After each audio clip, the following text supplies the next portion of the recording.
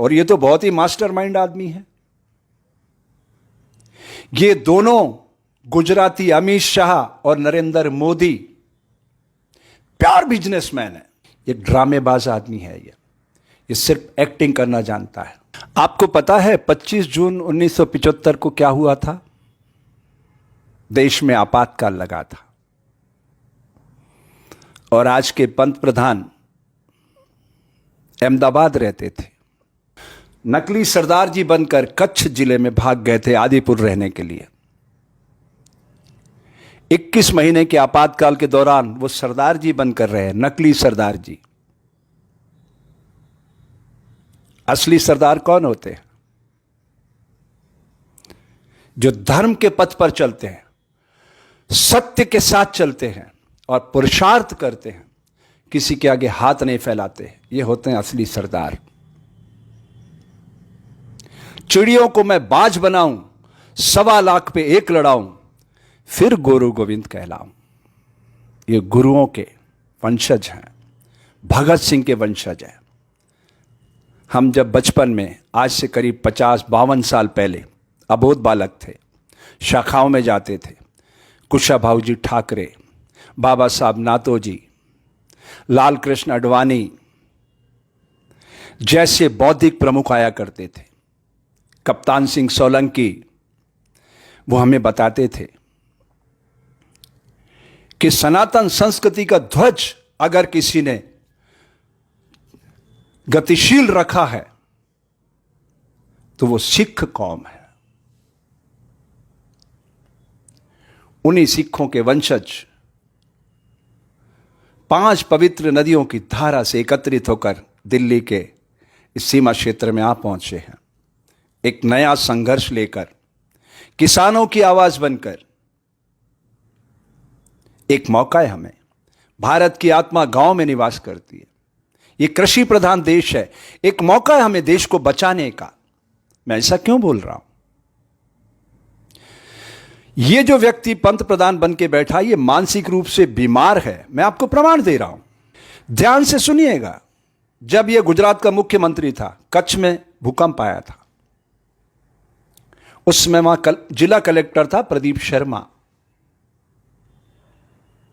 उसने उस पूरे कच्छ जिले को दोबारा से नया बनाया, बसाया।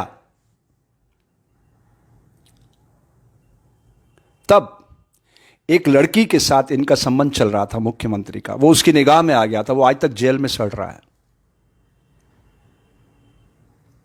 कुछ समय बाद गुजरात दंगे 2002, आपको तो याद होगा। एटीएस का प्रमुख था डीजी वणजारा। इस व्यक्ति के कहने पर अनगिनत लोगों को मौत की नींद सुलाया उसने। वो जेल में रहा। जब अटल जी इसको हटाना चाहते थे, लाल कृष्ण आडवाणी ने बचाया इसको। क्या हालत है उनकी, लाल कृष्ण आडवाणी की, देख रहे हो आप? मौनी बाबा बन चुके हैं। ये उस विचारधारा को नहीं मानता है। ये मानसिक रूप से एक बीमार व्यक्ति है, जो अपने परिवार को नहीं मानता, अपनी बीबी को नहीं मानता, वो देश को मानेगा? ये कैसा सोचते हैं आप? आज समय है जागने का, समाज को जगाने का। प्रमाण सहित बोल रहा हूं। ये जो गौतम अडानी है ना, 2000 में 20 साल पहले लेम्ब्रेटा स्कूटर पे कच्छ पहुंचा था और इस व्यक्ति के संपर्क में आया। तब उस तंबू का काम करता था, टेंट लगाने का। इसने अपना बिजनेस पार्टनर बनाया और कस्टम वालों के साथ मिलकर कागजों पे इन्होंने सरकार का करोड़ों रुपया सब्सिडी का लिया गौतम अडानी के नाम से। इसलिए आज वो इतना बड़ा आदमी बन गया है। गौतम अडानी लेम्ब्रेटा स्कूटर पर घूमने वाला, कस्टम के माध्यम से करोड़ों अरबों रुपए इन्होंने हेराफेरी किए, सरकारी सिस्टम की सब्सिडी की। वो गौतम अडानी इनका पार्टनर है, बिजनेस पार्टनर। तभी तो उसने चुनाव में अरबों रुपए लगाए इसके ऊपर। ऐसे कोई लगाता है? फेस उसका है, काम ये कर रहा है। जैसे ये आरोप लगा रहे हैं ना कि कांग्रेस प्रायोजित कर रही है, अन्ना हजारे का आंदोलन, इन्हीं का प्रायोजित था। लेकिन कांग्रेस ये प्रायोजित कर रही है आंदोलन, ये कह रहे हैं। आप समझिएगा, कुछ दिनों पहले तक इनका नारा क्या था? कांग्रेस मुक्त भारत। क्या इनको पता है कांग्रेस क्या है? एक विचारधारा है। विचारधाराओं को कभी समाप्त नहीं किया जा सकता। इनके पास क्या विचारधारा है? ये तो जेरोक्स कॉपी है। इनकी विचारधारा होती तो 6.5 सालों में आप देख लेते समाज के अंदर क्या विजन है इनके पास। भारत दुनिया का सबसे खूबसूरत लोकतांत्रिक देश बन सकता है। पता है क्यों? क्योंकि इसके पास एक ऐसा पवित्र संविधान है जिसकी आत्मा को छलनी करने वाले लोग, ये सब लोग, मैं कोई कांग्रेस का पक्षधर नहीं, आप एक पुस्तक पढ़िएगा, repromulgation of ordinance a fraud on the constitution of India, आत्मा को छलनी करने वाले अध्यादेशों की पूरी फहरिस्त है उसमें।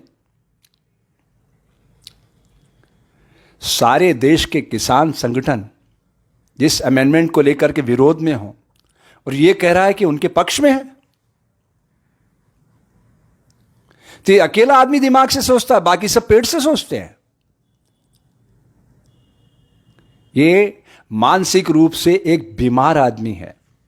अगर ये स्वस्थ व्यक्ति होता ना, इतने संगठनों के आंदोलन करने पर ये स्पेशल सदन बुलवाता, लोकसभा का, राज्यसभा का और राष्ट्रपति को साथ बैठाता और हाथों हाथ अमेंडमेंट करके और सारे किसान संगठनों के पैरों में पड़ के उनको देते कि साहब सबसे ज्यादा इज्जत तो हमें आपकी करना है, क्योंकि सबसे ज्यादा खून पसीने की कमाई, बिना मिलावट की कमाई इस देश का किसान करता है। तभी वो धरती पुत्र कहलाता है। धरती प्रकृति के 5 एलिमेंट में सबसे महत्वपूर्ण कारक है सृजन का, वो मिलावट बर्दाश्त नहीं करती।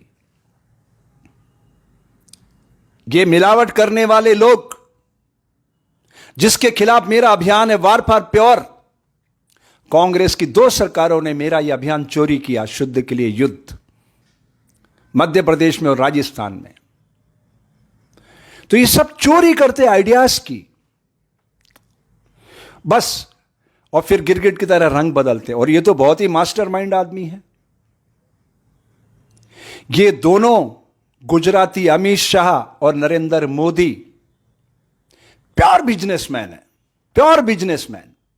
इनके दिमाग में अगर देश सामने होता तो इस गलती को तुरंत वो रिपेयरिंग करते। अपनी कंडीशन ठहरा के वो बात करना चाहते हैं। किसान सड़कों पे दम तोड़ रहे हैं, मजदूर सड़कों पे कोविड में दम तोड़ते रहे, बच्चे परेशान आंदोलन करते रहे। इनके सारे खोखले नारे आपके सामने हैं। नोटबंदी से लेकर आज तक जितना खेल खेला इन्होंने, एक ड्रामेबाज आदमी है ये सिर्फ एक्टिंग करना जानता है। मैं आपसे पूछना चाहता हूं, अगर आपको देश के चरित्र को नापना हो तो आप साधु संतों को बुलाओगे या वैश्याओं को बुलाओगे? बताइए। वो वैश्याएं बताएंगी समाज का चरित्र क्या है, साधु क्या बताएगा? साधु को क्या पता है समाज के अंदर क्या हो रहा है? वो तो सरल होता है, कपास की तरह। वो वैश्या बताएगी समाज का चरित्र क्या है। इस समाज के चरित्र को नापने के लिए हमें दिमाग तक पहुंचना होगा। और ये व्यक्ति हर स्तर पे समाज को कमजोर करने में लगा है। आप देख लीजिए पिछले 6.5 सालों का इसका कार्यकाल, सारी लोकतांत्रिक एजेंसियों को नेस्तनाबूद करने में लगा है। यहां तक ही नहीं, इतनी मेहनत करके जिन संस्थाओं को खड़ा किया गया था उनको बेचने में इसने कुछ वक्त भी नहीं लगाया। ये प्रकृति ने एक मौका दिया है भारतीय जनता को, क्योंकि सामने एक ऐसी कौम आ गई है जिस कौम के पुरोधा क्या कहते हैं, चिड़ियों को मैं बाज बनाऊं, 1.25 लाख पे एक लड़ाऊं, फिर गुरु गोविंद कहलाऊं। उस परंपरा में भगत सिंह पैदा हुए, 23 साल का नवयुवक। मौत के फंदे पर झूलने से पहले कहता, ऐसी मौत मुझे मत दो क्रांतिकारी की मौत दो, मेरे को अपनी गोलियों से छलनी करो, इससे बहने वाला रक्त बीज बनेगा, अनगिनत भगत सिंह पैदा होंगे और ये देश आजाद होगा। तो ऐसे पवित्र ग्रंथ के साथ जुड़े हुए लोग पवित्र भाव के साथ देश के दिल राजधानी में आ पहुंचे हैं। मैं देश के जन जन से अपील करता हूं, अगर आप लोकतंत्र के हिमायती हैं, आप चाहते हैं आपके जीवन का हर पल सच्चाई के साथ, ऊर्जा के साथ, मनोयोग के साथ भारतीय ऋषियों की परंपरा से जुड़े और सारी दुनिया को एकता के सूत्र में बांधकर सारी दुनिया खुशहाली के गीत गाए, तो ये अवसर है आपके पास। आपको मदद करना चाहिए इस पूरे आंदोलन की। और ये आंदोलन भारत की आत्मा का आंदोलन है। भारत की आत्मा गांव में निवास करती है और गांव की समृद्धि के लिए ये सारी लड़ाई है। अगर इस लड़ाई को हम चूक जाते हैं तो मेरे देश के आज की तारीख में 27% बच्चे पूर्णिमा के खिलते हुए चांद में चावल की रोटियां खोज रहे हैं। वो प्रतिशत और बढ़ता चला जाएगा और बढ़ता चला जाएगा। उसको रोकना है तो इस आज़ादी के आंदोलन को, ये फिर से एक नई आज़ादी का आंदोलन है, क्योंकि ये मुट्ठी भर लोग प्राइवेट कंपनी बनाकर देश को अपनी जागीर समझ रहे हैं। विचारधारा की लड़ाई नहीं है। उन सब के मुंह पर ताले लग गए हैं। वो कप्तान सिंह सोलंकी कहां खो गया, लाल कृष्ण आडवाणी कहां खो गया, उनके मुंह पे ताले लगे हैं। कमाल की बात, उन सिखों की वकालत करने वाले लोग, सिख का मतलब सीखने वाला है। आप देखिए वो आपको क्या सिखा रहे हैं। कभी किसी के आगे हाथ नहीं फैलाते, पुरुषार्थ करते हैं और पुरुषार्थ के बदले में समाज में सेवा करते हैं, सबको खाना खिलाते हैं। ये हरित क्रांति का नारा पंजाब और हरियाणा से अमली जामा पहन सका। यहां पुरुषार्थ पनपता है।